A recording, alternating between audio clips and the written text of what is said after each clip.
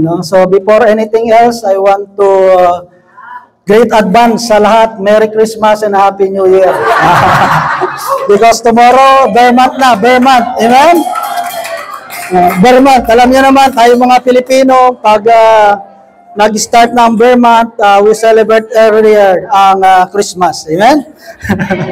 So sa oras na ito mga kapatid, let us open our Bible in the Gospel of Jesus Christ according to Saint Luke, chapter 14, verse 1, and we jump to verse 7 to verse 14. The Bible says, on the Sabbath, Jesus went to dine at the home of one of the leading Pharisees, and the people there were observing him carefully. He told a parable to those who had been invited, noticing how they were choosing the places of honor at the table. When you are invited by someone to a wedding banquet, do not recline at table in the place of honor. A more distinguished guest than you may have been invited by him, and the host who invited both of you may approach you and say, "Give your place to this man," and then you would proceed with embarrassment to take the lowest place. Rather, when you are invited, go and take the lowest place, so that when the host comes to you, he may say, "My brother, move up to the higher position." Then you will enjoy the esteem of your companions at the table. For everyone who exalts himself will be humbled, but the one who humbles himself will be exalted.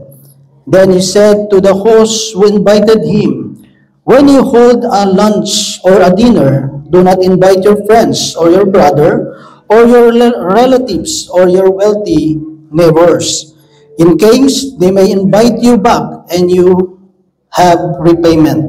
Rather, when you hold a banquet, invite the poor, the crippled, the lame, the blind. Blessed indeed will you because of their inability to repay you, for you will be repaid and at the resurrection of the righteous. Mga kapatid, mga magulang, mga kaibigan, ito po ang mabuting balita ng ating kaligtasan. At sa oras po ito kapatid, let's all be seated na po. Tayo po ay dadako na sa ating pag-aaralan kasi ang oras po natin is 3:18. No? So dito mga kapatid, ang ating pong pag-aaralan is about the gathering mga kapatid, no, na si Jesus, he was invited sa isang kilalang Pharisee. Amen? And all of us mga kapatid ay naka-experience na ng invitation. Amen? So it's a big honor mga kapatid kapag ikaw ay nai-invite. Amen po ba? At meron din mga tao na most invited. No, kasi kahit sa okasyon nakikita. Amen? Amen. But it's a good thing mga kapatid kasi it's an honor talaga ng isa kapag tayo po ay naiimbitahan. Kasi kapag hindi ka na naiimbitahan, there's maybe something na questionable. No? Ba't kaya hindi ako niimbitahan? Amen? O maybe hindi pa nag-i-start yung kainan, nakabalot na. So, dito mga kapatid, as believers, as lingkod ng Panginoon mga kapatid, hindi natin maiiwasan na tayo ay mai-invite sa mga gatherings or sa mga okasyon. Amen? But as a Christian, as a believer of Christ, as anak ni Yahweh El Shaddai, we should always conduct. Ano ba yung dapat nating maging behavior? What should be my action in public gathering? Diba? Ano ba yung dapat kong maging character? What should be my behavior when it comes somebody invites me in a gathering or in occasion, sa isang okasyon? Kasi mga kapatid, pag sinabi nating behavior, it's more about sa moral, your moral and yung virtue mo. At alam naman natin mga kapatid, ang morality, it comes first mga kapatid sa ating tahanan. It comes first in our family. Amen po ba? Yung ugali, our character, our attitude, our principle in life, mga kapatid, na-build yan, na-develop yan sa ating pamilya. Amen. Kaya kung anuman, whatever our character, whatever our attitude, anuman ang prinsipyo natin sa buhay, malaki ito ay dahil sa pamilya natin. Diba? Kaya nga, three basic, mga kapatid, na itinuturo sa ating pamilya, na malalaman mo kapag isa katao is a good person. Three things, yung palaging sinasabi. Kaya ang tao marunong magpasalamat. He know how to say thank you. He know how to say please. And how to say sorry. That is the basic fundamental na itinuturo within our family. Diba? Kapag ang tao hindi marunong mag-thank you, pwede mo sabihin, masama ugali nito, hindi marunong mag-thank you eh. Diba? Pag ang tao, he don't know how to say please, mga kapatid, even kunyari, meron kang, kunyari, may position ka, even you have a position, mga kapatid, kapag meron kang under sa'yo, the same thing, you need to say please. Don't use your position to say to command ang isang tao na gawin mo ito without saying please. Kasi bakit? Because it's about morality, it's more about, mga kapatid, sa pag-uugali ng tao. Because it's not about what you say about yourself, it is about what people see in us. Diba? Hindi kasi yon ang basihan kasi ng pagiging mabuting tao o isang magandang attitude o character ng isang tao. Hindi yan dahil sa sinasabi mo. It's not all about what you say about yourself. It is about what the people see in us and what the people can say unto us. Diba? So, dito mga kapatid, bakit napakalaga yung behavior? Kasi dito mga kapatid, as believer ni Christ, one thing na dapat nating i-bear in our mind mga kapatid, there are always people watching you. Amen? Sa lahat ng okasyon, even sabihin mo pa, more na umaatin is prayer partner, but not all prayer partner ay nandun sa okasyon. That's why we need to behave. We need, mga kapatid, na maging i-compose natin yung mga sarili natin. Kasi bakit? Kasi hindi lamang there's somebody is watching us, and also because we carrying the name of Christ. No? Tayo po ay Kristiyano. Tayo po ay anak ni El Shaddai. Gusto whether you like it or not, mga kapatid, naka-attach na yan sa katawan mo. You are recognized as anak ni El Shaddai.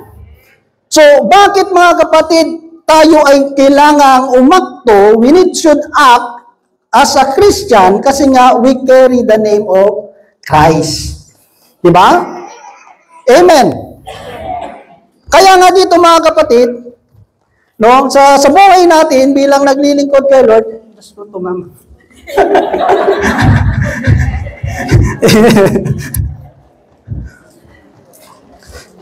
Kasi mga kapatid, ganito po yan, no? Sa buhay po natin bilang nagsiserve kay Lord,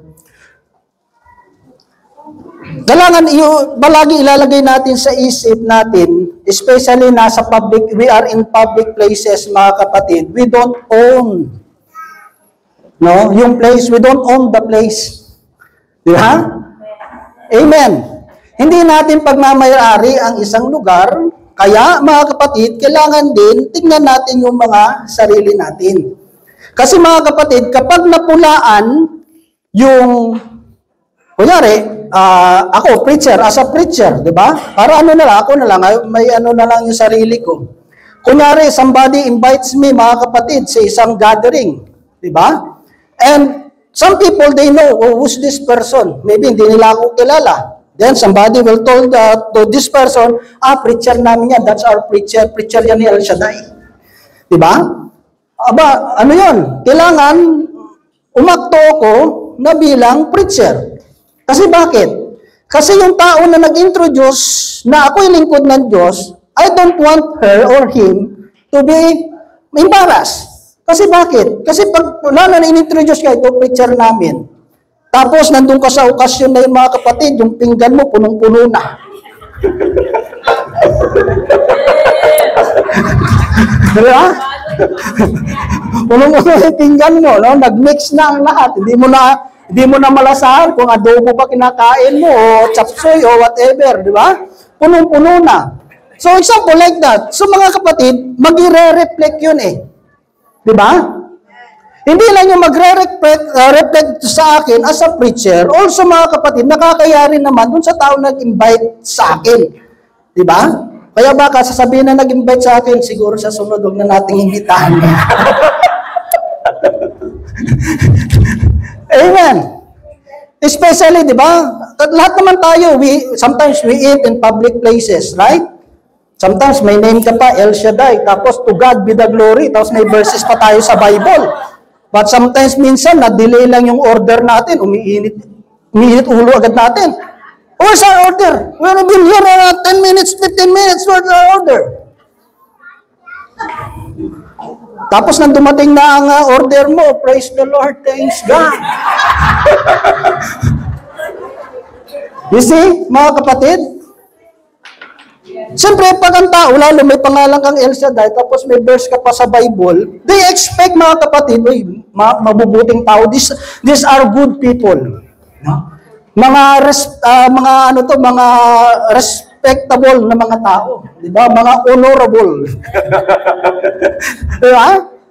Doon agad kasi mataas na eh. Kaya nga, I always say, mga kapatid, even in the Philippines, pag sinabi kasing anak ka ni El Shaddai, mataas ang tingin sa'yo. Totoo yan. Pag sinabing anak ka ni El Shaddai, ang taas ng tingin agad sa'yo eh. Anak yan ni El Shaddai eh.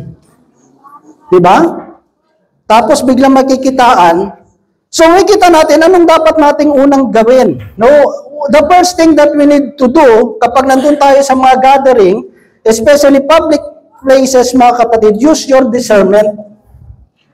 Kaya kung mababasa natin dun sa verse 1, mga kapatid, ang sabi doon, on the Sabbath, Jesus went to dine and home of one of the leading Pharisee, and the people there were observing him carefully. Kaya nga si Lord, mga kapatid, he used always yung discernment niya. Titignan mo yung mga tao. Sino ba yung mga na-invite sa ganitong okasyon? Diba? Okay lang yan kung mga pamilya mo, kilala ka na eh. They know you already. But what about those people, mga kapatid, na hindi ka kilala? Sabi nga, first impression, last. Na? So mahirap yun eh, mga kapatid. Mahirap minsan burahin sa isip ng tao yung mga bagay na nakita sa atin. Diba? So napakahalaga dito, mga kapatid, we need to discern, sino ba yung mga tao sa paligid ko? Ito bang gagawin ko ito, itong action na gagawin ko ito, makakabuti ba o hindi? We need to discern, ito ba'y tama o ito ba'y hindi? Amen. So dito, mga kapatid, may kita natin, know the people around you. Alam mo muna, sino ba itong mga taong ito? Kasi even prayer partner yan, mga kapatid, huwag ka na masyadong confidence. Na, ay, mga prayer partner naman to, okay lang to siguro. Amen? Hindi po ganun, mga kapatid. Kasi, in reality, bawat isa sa atin, iba-iba yung pinanggalingan natin. We grow in different families, experience, culture. Diba? Kasi iba rin naman kultura ng Norte, iba rin naman dito sa Bisaya, iba rin naman sa Mindanao. Maybe sa Norte, okay lang to, but in the Visayas, no. Diba? So, we need to be careful. We need to use our discernment. Ito ba ang tama o mabuti? Diba? Doon lang tayo sa tama at saka mabuti. Huwag tayo doon sa hindi tama at sa hindi maganda. Hindi natin pwede kasing ilagay sa isip natin, ay, they already know me. Kilala na naman nila ako. Yes, kilala tayo ng iba, what about the others? Amen po ba? So napakahalaga yun, mga kapatid. Na titignan natin, sino ba ang mga tao sa paligid natin. Kasi nga tayo ay, as a representative ng ating Panginoon, dapat makita nila si Kristo sa atin. Diba? Katulad yung sinabi nga ni isang nagpatuto dati, si Sister, may nakos pangalan. Diba? Yung nagdibo, yung anak niya, Sister Cheryl, di ba? So, yung family ng mga friend ng anak niya, no, they're so happy. Pero sabi niya, ang ganda pala ng bonding, no, yung relationship ng mga anak ni El Shaddai. That's a good thing, mga kapatid. That's a good thing. Kasi na-represent without preaching, without saying something, but we preach to these people the El Shaddai spirituality just to show them. Wala naman silang sinasabi. Yung mga tao nyo, nag-o-observe lang, timi nagmamasdan, yung mga anak ni El Shaddai. Then, nasabi nila, uy, ang ganda pala ng mga pagsasamahan ng mga anak ni El Shaddai. Amen? Preaching is not all about talking. Sometimes talking hindi nga masyado eh. Di ba? Mas powerful, kaya action is louder than words. Di ba? Kasi dapat yung action mo, nagre-reflect yung sinasabi mo sa action mo. It's not supposed to be contradicting. Kasi kung contradicting yan, mga kapatid, they don't know na ano ba yung tama. What is wrong at what is right. What he is saying or what he is acting. Amen po ba? Amen. Yan. Paano tayo kikilos? Kasi palagi natin tandaan, dala-dala natin si Kristo. Diba? Especially, doon sa mga tao hindi tayo kilala. Kasi yung mga tao hindi ka kilala, kunyari, ang bait-bait mo, example, Sister Malo is sobrang bait. No? Sa trabaho niya, sa sa working place niya, sabihin ng mga tao, medyo magkakaroon sila yung question mark, sabi, ba't kayong bait ng taong ito? Why is so good? Yan, ganun, yan. Magko-confuse yun eh. Yung confusion niya, yun ang magpo-push sa kanya to know better si Malu. Ba't kayo mabuting tao to? Hindi naman sa kinakain. It's not about the food that she's eating. English yan. Ayan.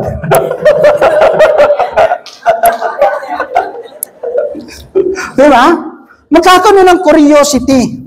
Yun ang kagandahan doon eh. Si Sister Malu, he don't preach sa kanyang mga co-worker. He just live as a Christian life. Yung morality, yung virtue, character, and attitude. Sino ba namang tao ang hindi gusto na magkaroon ka ng friend na alam mo may morality? Sino ba naman taong hindi gugustuhin yung isang taong mabuti, yung isang taong mabait? Siyempre lahat naman tayo, we look for a good person. Yun talaga eh. Kaya pag nakakita ka ng good person, gusto mo agad maging kaibigan. It attracts you. Then, pag na-attract mo na, malalaman nila because nagsiserve ka kay Lord. And by doing that, we give glory sa Diyos. Ang masaklap nun, alam nyo kung ano, yung masama ugali natin, tapos nalaman, nagsiserve tayo kay Lord. Amen po ba? So it's not about what we say. It's about what the people see in us. Amen. Yung kasi mga kapatid, minsan kasi nakakalimutan natin, nakala natin kailangan natin ng maraming knowledge. Kaya nga even Paul in 1 Corinthians chapter 13, it's all about love, sabi doon. Sabi niya kahit malaman ko pa ang pinaka-deepest mystery ng pananampalataya, but sabi niya without love, nothing. It's all about virtue eh. Hindi naman kasi ang mga kapatid, ang lalim ng sinabi ni Brother Robert. Wow, it's so deep. What?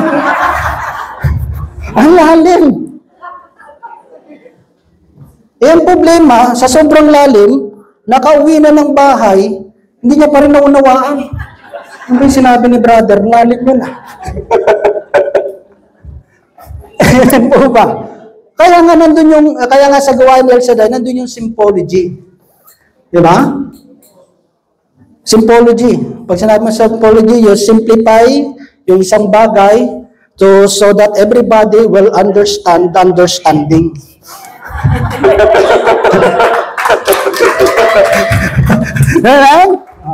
Ang next niyan, understandable.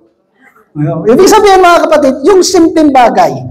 Amen. Alam niyo mga kapatid, ang isang tao, if a person really understand what he is saying, you can simplify it. Kahit anong lalim ng isang bagay, kung nauunawaan mo yung bagay na yun, kaya mong i-explain sa pinakasimple lang. Amen. Ano ko lang oras? 36. Number 8, verse 8 mga kapatid, isa sa dapat natin i-conduct is to avoid self-promotion. Self-promotion. Kaya nga kung babasahin natin yung Kawikaan, alam niyo mga kapatid, one of my favorite books in the Bible is Proverbs. Chapter 25 verse 6 to 7, sabi po dito, huwag kang magmamataas sa harap ng hari, ni ihanay ang sarili sa mga taong pili. Pagkat mas mabuting sabihin sa iyo, halika rini, kaysa hamakin ka sa harap ng marami. Diba? Ano ibig sabihin? Sa mga gathering, sa mga public gathering mga kapatid, we need to avoid mga kapatid yung self-promotion. Hindi kasi katulad ngayon, sa mga gatherings, okay lang kasi sa mga table, may mga names na. Diba? Just find your name sa table ganito kung anong table ka. Diba? At least alam mo na that table is for you. Diba? O kaya ito kung sa mga kasal, dito sa principal sponsor, sa mga ring bearer, sa groomsmen, di ba? So, meron na yan eh. So, dito mga kapatid, ang sabi doon ni Jesus, sa mga ganung gathering, choose mga kapatid yung pinaka-lowest. Para, we need to know yung right place na para sa atin. Kaya minsan, sa paglilingkod mga kapatid, marami ang na-out of place. Kasi bakit? Because that's not your place. Amen.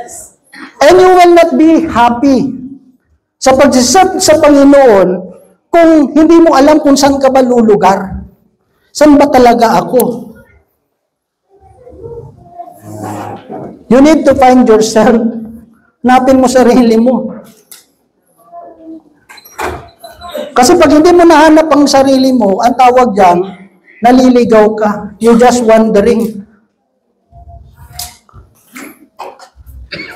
Amen.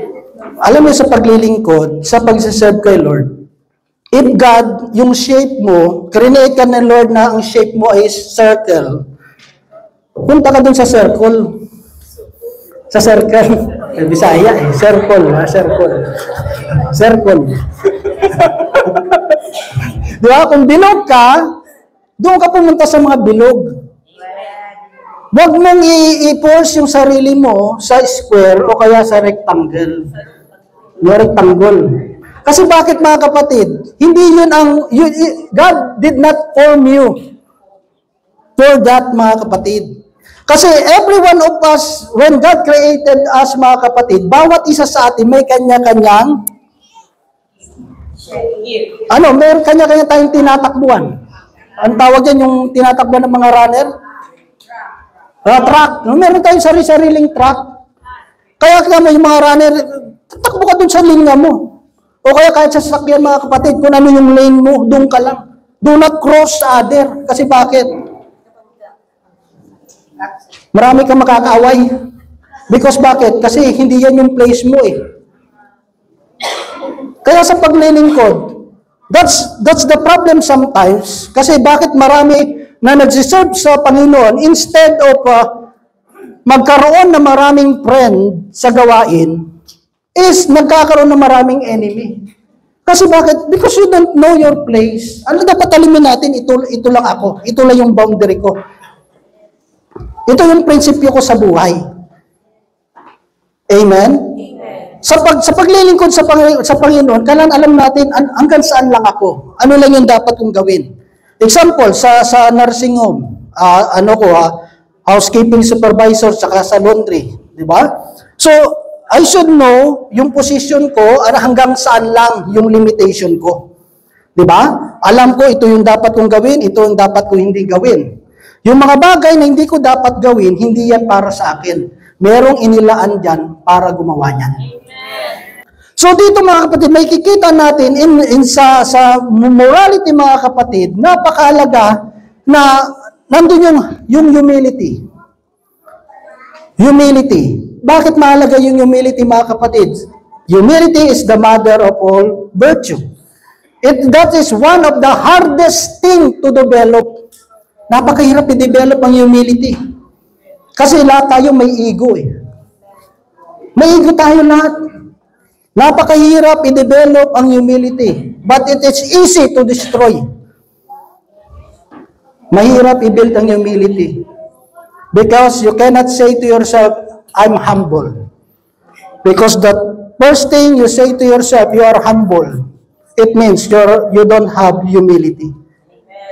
Kaya nga sinasabi ko, yung virtue is not what you say. The people will see na meron kang humility. Let them talk about you. It's not, huwag kang magsalita na ng tungkol sa'yo. Amen. Kunyari, sa mga sharing portion. Sa sharing portion. Ang purpose ng sharing portion, mga kapatid, to bring back all the glory kay Lord. Pero minsan, sometimes, ang nangyayari, magiging, instead na Christ-centered, nagiging self-centered. No? Praise the Lord, pinapala ako ng Diyos, mga kapatid. Kasi ganito ginawa ko, kasi ganito. Amen? So, nawawala yung glory kay Lord. Kaya nga, sabi sa one of the Gospel of Christ, kapag nagawa niyo na ang inyong tungkulin, yung mga bagay na pinagagawa sa inyo, ang lagi niyong sasabihin, kami lingkod na walang kabuluhan. Because the moment, mga kapatid, that we think to ourselves na we are really important sa gawain, magkakaroon tayo ng problema.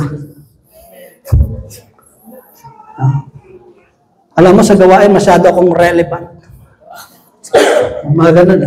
Mahihirapan sila pag wala ako. Hirapan sila. Mapipilay sila. Kaya mostly, kahit sa Pilipinas, ang more na inaatake minsan, kapag yung, kunyari, ikaw supporter ka ng gawain. Yung financially, talagang maganda yung sa financial. Sometimes, yan na nagiging problema eh. Minsan, i-inject ng demonyo. Uy, alam mo, hindi nakakamove yung gawain pag wala ka eh. No, kasi yung financial help and support mo, napaka-importante. Pag minind natin yun, mga kapatid, at pinasok natin sa isip natin, no? Katulad na may na-assign ako, sabi niya, Brad, hinay-hinay ka lang ha, sa fridge mo, kasi baka may tamaan. Baka yung tamaan mo, yung giver natin. Baka muwi kang walang pamasahe. Umuwi kang luwaan. No? Imbes na migaw ka ng hallelujah, baka sabi, hallelujah. Amen? Sometimes, pag kinompromise mo yung salita ng Diyos, it will not help dun sa taong yun.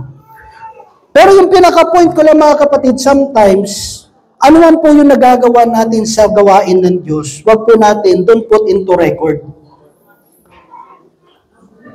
Diba? Amen. Kunyari, may nagsabi sa iyo, uy, ang ganda ng pagkanta nyo, ang ganda ng pagtugtog nyo, ang ganda ng ginawa nyo, ang ganda ng flow ng gawain. Never ever to record that. Na, uy, August 31, sinabihan ako na ganito.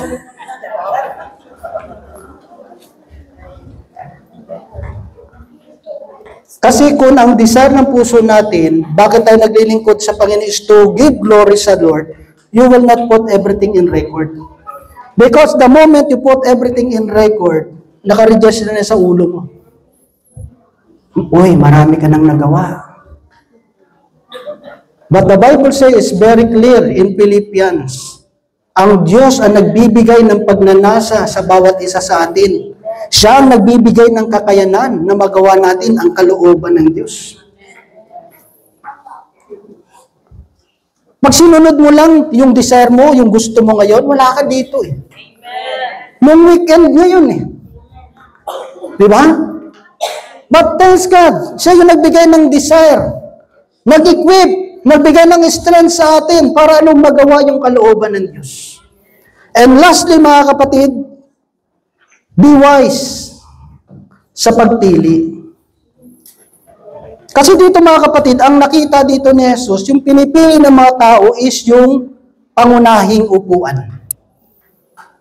Sa paglilingkod sa Panginoon, we need to be wise in choosing ng mga bagay sa buhay natin. Kasi kung ano man ang kahihinatnan ng paglilingkod natin, we cannot blame other people. Hindi mo pwedeng i-blame ang tao. Nawala ako sa gawain kasi si sister to, si brother na to, ang sama ng sinasabi sa akin. No! Hindi ganun. Tayo ang pumili eh. Di ba? We should not blame other people kung ano man yung maging outcome ng paglilingkod natin sa Panginoon. Kasi meron kang choice eh. Magagalit ba ako o hindi? Tatanggapin ko ba yung advice o hindi? Meron kang choice eh.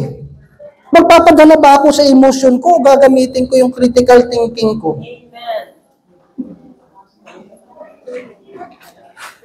Kasi bakit? Mahirap sa paglilingkod na isinisisi natin sa iba kung ano man yung magiging kahinat na ng paglilingkod natin. Pagdating ng araw, when we face God in front of us, mga kapatid, you cannot say to God, Lord, because of sister, because of brother. Kaya nga mga kapatid, when we read yung Genesis chapter 13, it's about Lot and Abraham, mga kapatid, when Lot choose yung, pag may pagpipilian sila eh, yung isa, mountainous, tapos yung isa, patag.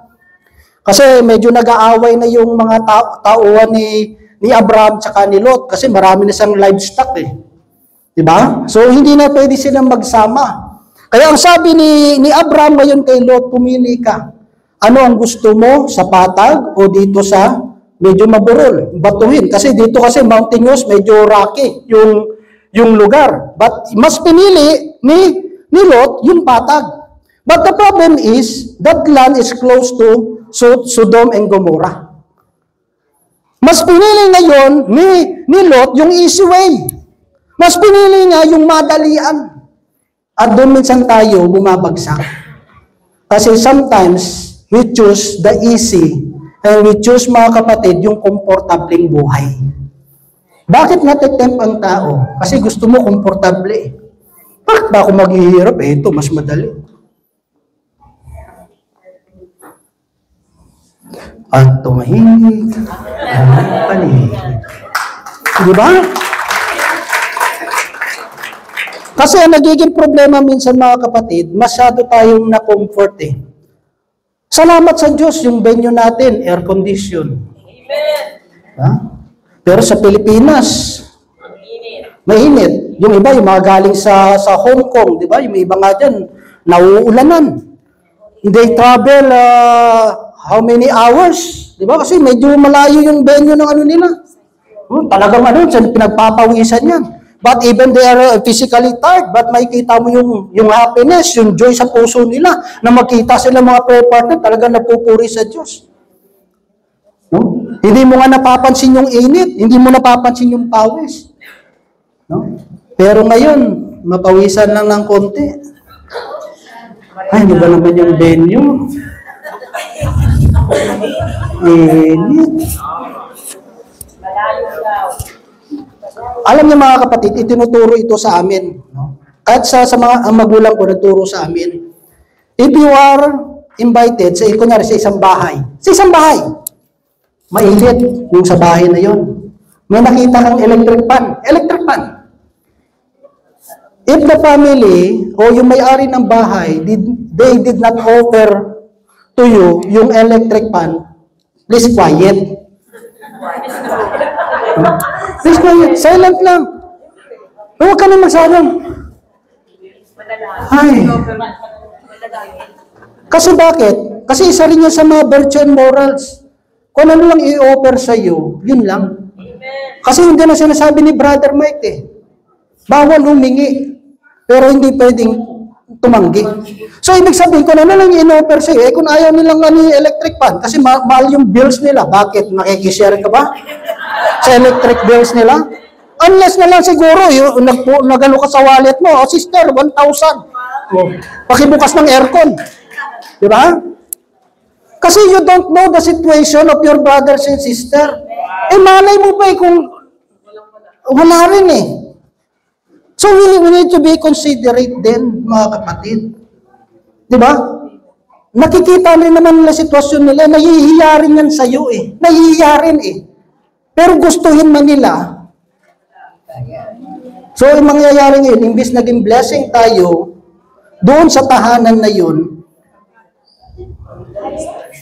diba? Namproblema pa sila. Minsan nga, pag naano sa Pilipinas, patutulugin ka doon sa mga istakan ng mga palay, doon ka matutulog. Lininisin lang nila yun. Kaya kinabukasan, yung kasama kong pero mahalo yung buka eh. Kasi, katikayan yun. Pag tinanong niya, sis, anong nangyayari sa mukha mo? Hindi, may allergy. No. So dito mga kapatid, simple lang naman po eh. Yung gustong ituro ng Diyos sa atin.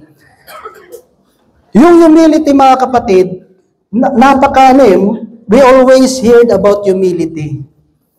Madali lang no? O humility, magpakumbaba.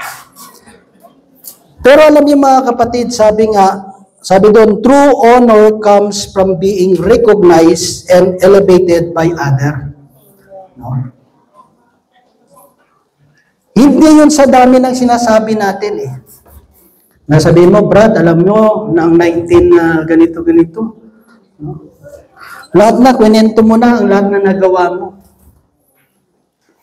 Alam niyo po sa ating Mother's Church, sa Simbahang Katolika mga kapatid, ang ating Simbahang Katolika, sila po ay more nakasentro dun sa morality and virtue, character and attitude.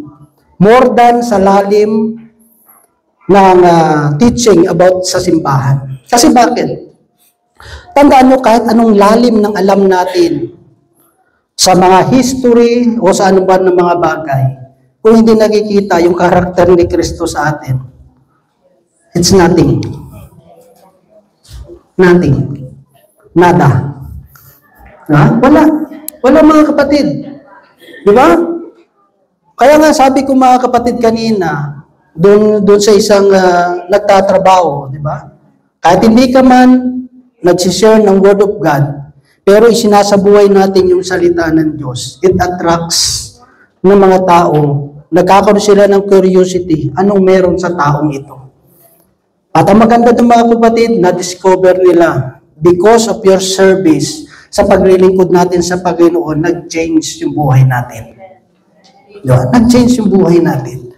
Kaya nga may kita natin, ang sino man nagpapakataas, ibababa ng Diyos. Hindi pwede kasing, dalawa yung mataas eh. Kita mo, si Lucifer, ibinaba. Kasi gusto niya maging Diyos eh. Kita mo yung kay Eva mga kapatid, nang tinem siya, it's good to know kung ano yung mabutit masama. Ano nangyari? Nagkasala. The moment kasi mga kapatid na dumating tayo sa point na iba na yung tingin natin sa sarili natin. Kaya nga maganda yung sa paglilingkod sa Panginoon, meron tayong yung parang support. Kunyari, yung sister wife ko, kung minsan pag may about sa talk ko, minsan sabihin ko, okay ba, nung mali ko, ano ba yung dapat i-improve? No? Kailangan din kasi titignan ko sarili ko. Kahit minsan, yung mga talk ko rin minsan, tinitingnan ko rin yan. Kasi bakit? We need to check yung sarili natin. Before we check other people, we need to check ourselves. Diba? Ganun talaga ang buhay mga kapatid. Aminin man natin, tanggapin man natin o sa hindi. Babalik kasi sa atin eh. If I correct you, for example, I correct Sister Grace, yung kinorek ko sa kanya, nakikita din sa akin, ang labas ko, hypocrite. Amen. Alam mo bang ibig sabihin ng hypocrite? Di ba? Kinokorek ko siya sa isang bagay na ginagawa ko rin. Di ba? Kaya nga makita mo, yung sa virtue pa lang and morality, napakalalim na eh. Hirap na nga tayong isabuhay eh.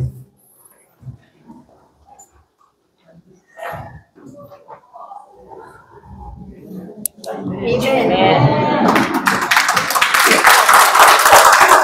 Kaya nga, mga kapatid, bago dito ko tatapusin, sabi nga ni San Pablo, chinecheck niya rin yung sarili niya. Kasi baka tapos siyang mangaral, siya rin yung babalikan. Dito mga kapatid, sa hapon na ito yung bagay na gustong ipaabot ng Diyos po sa atin. Lahat tayo mga kapatid, as a servant ng Lord, ang pinaka-purpose natin mga kapatid, tayo po yung bearer ng salita ng Diyos. Tayo yung mga representative ni Christ. Kaya napakalaga po lalo na pag nasa mga public places po tayo mga kapatid, we should behave. Maging gumalaw tayo, kumilos tayo bilang mga lingkod ng Diyos. The last dito mga kapatid, sabi doon is, be wise. Ano ba yung pipiliin natin? Mabuti ba? Ang kalooban ba ng Diyos? So sa oras na ito tayo po tumayo mga kapatid.